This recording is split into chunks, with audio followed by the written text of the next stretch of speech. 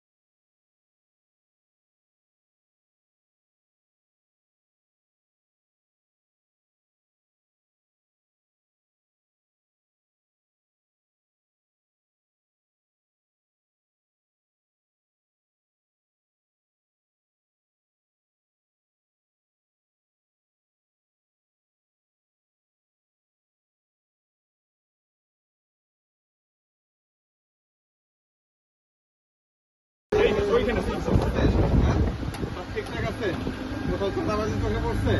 হ্যাঁ? বাসের টিকিট বেশি নিচ্ছে? অন্য কোনো সমস্যা নাই? ঠিক আছে, সবাইকে অসংখ্য ধন্যবাদ।